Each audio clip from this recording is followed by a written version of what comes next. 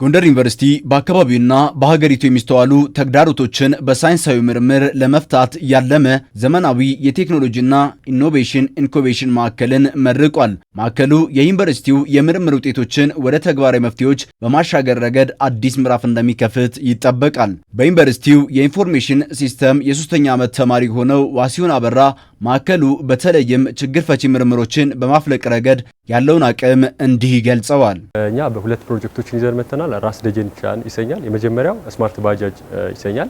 ይሄም በዋናነት በመነሻውን በጎንደር ከተማ አድርገን በባጃጆች ላይ እየተስተዋለ የመጣውን በየጊዜው ያለውን የስርቆት የዋጋ ንረት ለመቆጣጠር ተሳፋሪዎችም ደህንነታቸው በተጠበቀ መልኩ ሬጂስተር በማድረግ ሹፌሮቻችን ደህንነታቸው በተጠበቀ መልኩ ሬጂስተር ካደረጉ በኋላ የትኛውም ተሳፋሪ ባለበት ቦታ ኒርባይ ቅርቡ የሆነውን ባጃጅ ጠርቶ በመሳፈር እስካን በማድረግ ሬጂስተር የሆነውን ባጃጅ ብቻ በከተማችን እንዲሰማራ እስካን በማድረግ ምዝገባውን ካደረገ ከመጀመሪያው እስከ መጨረሻው ድረስ ጉዞ ያለው ትሪፕ በዳታቤዝ ውስጥ በመከታተል ላይቭ ትራክ በሆነ ሁኔታ ጉዞውን የሚከታተለው ማዕከሉ መምህራንና ተማሪዎች የሰሩት ምርምር የማህበረሰቡን ችግር እንዲፈቱ ወደ ማስቻል ተግባር እንዲሻገሩ ያግዛል። ተማሪዎች ሀሳብ ሲኖራቸው ሀሳባቸውን መጥቶ የሚያበለጸጉበት ያበለጸጉትን ሀሳብ ደግሞ ተጨማሪ ትሬኒንግ ወስደው ወደ ምርት የሚቀይሩበት ሴንተር ነው ማለት ነው።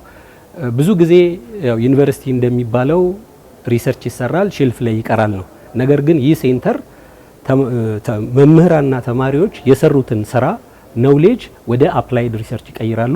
አፕላይድ ሪሰርችን ደግሞ ወደ ኢኖቬሽን ይቀይራሉ። ኢኖቬሽኑን ቀጥታ ለማህበረሰቡ ወደ ሚጠቅም ምርት ወይም ደግሞ ሰርቪስ ይቀይሩታል ማለት ነው። ዩኒቨርሲቲው ወደ ራስ ገዝነት ለሚያደርገው ሽግግር የቢዝነስ ቴክኖሎጂና ኢኖቬሽንና ኢንኩቤሽን ማዕከል አበርክቶ ከፍተኛ መሆኑ ይነሳል።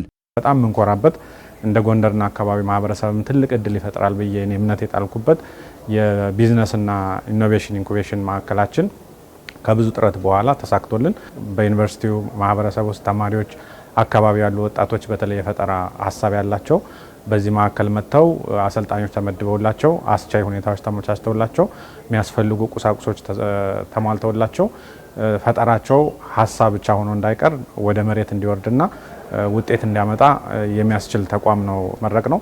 ስለዚህ ከዚህ በኋላ ዩኒቨርሲቲያችንም ወደ ራስ ገዝ ለሚያደርገው ሽግግርም የበለጠ ተጽዕኖ ለመፍጠርም አጠቃላይ ዓለም አቀፋዊ እይታም ወይ ቪዚቢሊቲውን ለመጨመርም እንደገና ደግሞ ሀሳብ ያላቸው የፈጠራ ሀሳብ ያላቸው ወጣቶች ተማሪዎችንም በደንብ ደግፎ ውጤታማ እንዲሆኑ የሚያስችል ተቋም ዛሬ በዚሁ አጋጣሚ አስመርቀናል። ይህም የጎንደር ዩኒቨርሲቲ ማህበረሰብ መረጃን በቀላሉና በቴክኖሎጂ ታግዞ እንዲያገኝ ትልቅ እገዛ እንደሚያደርግ ተነስቷል።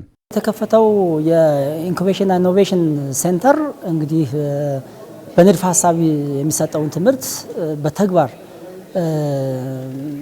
ጥራት ያለው ትምህርት ከመስጠት ባሻገር አዳዲስ የፈጠራ ውጤቶች ወደ ኢንዱስትሪነት ወደ ትልልቅ ሀብትነት በማሳደግ የቢዝነስ ምንጭ እንዲሆኑ የሚያስችሉ ናቸው።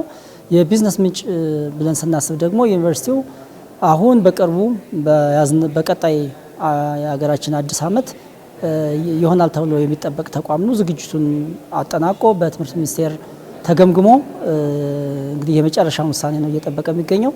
ስለዚህ ከዚህ አንጻር እነዚህ ማዕከላት መከፈታቸው ለራስ ገዝነት ጉዞ አይነተኛ አስተዋጽኦ እንደሚኖራቸው ሙሉ እምነት አለን።